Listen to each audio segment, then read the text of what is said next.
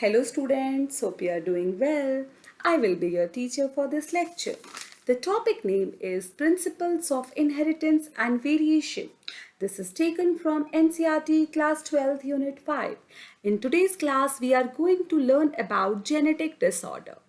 Okay, genetic disorders क्या होते हैं?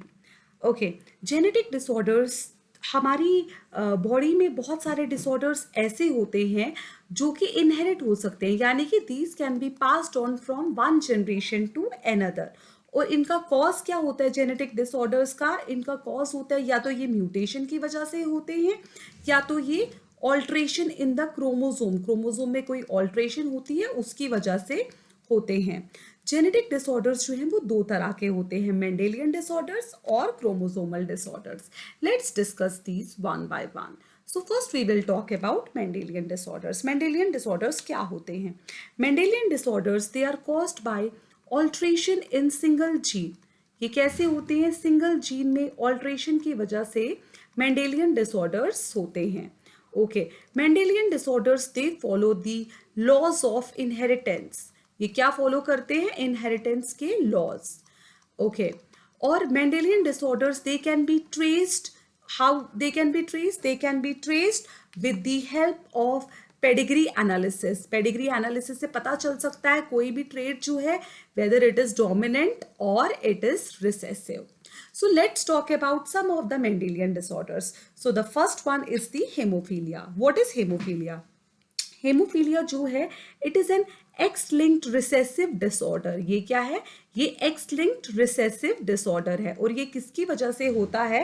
It is caused because of defect in one protein which is involved in blood clotting. Haemophilia में क्या होता है? जो ब्लड क्लॉटिंग का प्रोटीन होता है वो डिफेक्टेड होता है जिसकी वजह से कंटिन्यूअस ब्लीडिंग होती है. और अगर हम इनहेरिटेंस पैटर्न देखें, हेमोफीलिया का इनहेरिटेंस पैटर्न क्या है? Males are more affected. Males जो हैं they are more affected. Why? Because they contain only one X chromosome and the gene for this hemophilia it is present on the X chromosome only. So males जो हैं वो ज़्यादा affected होते हैं. So the next is the sickle cell anemia. If we talk about the sickle cell anemia is also autosomal recessive disorder. It is an autosomal. It is also a recessive disorder, but it is autosomal. Autosomal means it is caused on the autosomes. Sex chromosomes पे नहीं होता है, ये autosomes पे होता है. Okay, sickle cell anaemia के case में क्या होता है? जो बीटा चेन होती है हेमोग्लोबिन की वो उसमें 6 पोजीशन पे ग्लूटामीन अमीनो एसिड प्रेजेंट होता है. So this glutamine amino acid it is replaced by the valine, जिसकी वजह से जो हमारी आरबीसीज हैं वो क्या हो जाती हैं? RBCs become sickle cell shaped. जब आरबीसीज की सिकल सेल शेप हो जाती है उनकी जो ऑक्सीजन कैरिंग कैपेसिटी है वो कम हो जाती है, जिसकी वजह से जो है patient they suffer from the suffocation. Next is the colour blindness. Colour blindness में क्या होता है? कलर ब्लाइंडनेस जो है it is again an X linked recessive disorder. ये क्या है? ये एक्स लिंक्ड रिसेसिव डिसऑर्डर है और इस केस में there is defect in the cone cells. Green और रेड कोन सेल्स जो होते हैं उनमें डिफेक्ट होता है, as a result of which a person is unable to distinguish और discriminate between red and green colours. और अगर हम इसका इनहेरिटेंस पैटर्न देखें, a daughter will be colour blind.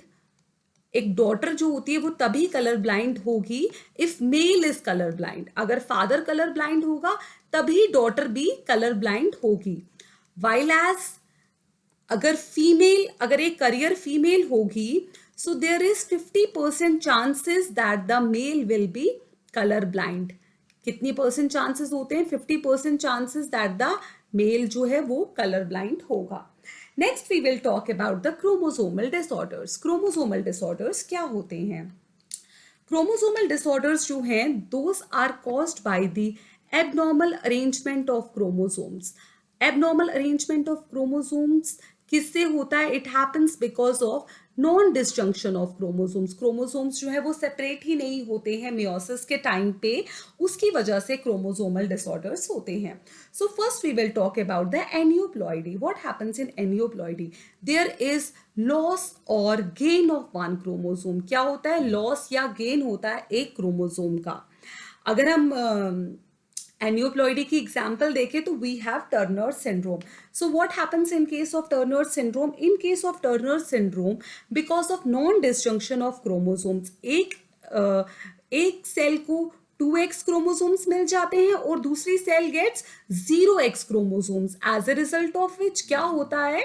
जो क्रोमोसोम जो में इस 0 के साथ ओवम, जो स्पर्म इस ओवम के साथ फर्टिलाइज करता है, इट विल हैव XO। इसके पास क्या होगा? XO होगा। As a result of which person will have only 45 number of chromosomes. Second is the polyploidy. Polyploidy में क्या होता है? जो न्यूक्लियस होता है, it contains more than 2 sets of homologous chromosomes. Nucleus में क्या होता है? Nucleus has more than 2 sets of homologous chromosomes. अगर हम इसका सबसे कॉमन एग्जाम्पल देखें तो वो क्या है? Down syndrome. डाउन सिंड्रोम के केस में क्या होता है? डाउन सिंड्रोम को हम ट्राइसोमी 21 भी कहते हैं। डाउन सिंड्रोम के केस में नॉन डिसजंक्शन ऑफ क्रोमोसोम्स होता है। कहाँ पे? 21st क्रोमोसोम पे क्या हो जाता है? नॉन डिसजंक्शन ऑफ क्रोमोसोम्स होता है, जिसकी वजह से जो एक 21 क्रोमोसोम के केस में कितने? 3 क्रोमोसोम्स आ जाते हैं। Non disjunction of chromosomes, it happens at the 21st chromosome. Next is the Klinefelter syndrome. Klinefelter syndrome के केस में भी क्या होता है? Non disjunction of x chromosome होता है। क्या होता है? Non disjunction of x chromosome, जिसकी वजह से जो टोटल नंबर ऑफ क्रोमोसोम्स एक इंडिविजुअल में हो जाते हैं, क्योंकि एक्स क्रोमोसोम जो है वो क्या नहीं कर पाता है?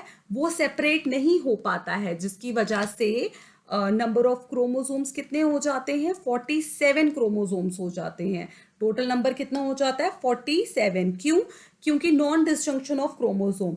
तो जब हमारे पास कितने क्रोमोसोम्स होंगे? XX 2 क्रोमोसोम्स प्रेजेंट होंगे साथ में ही, और जब इनको एक स्पर्म के साथ जब ये फर्टिलाइज करेंगे तो क्या बन जाता है? XXX या XXY, कुछ भी बन जाता है। तो उस केस में हमारे पास एक क्रोमोसोम जो है वो एक्स्ट्रा आ जाता है।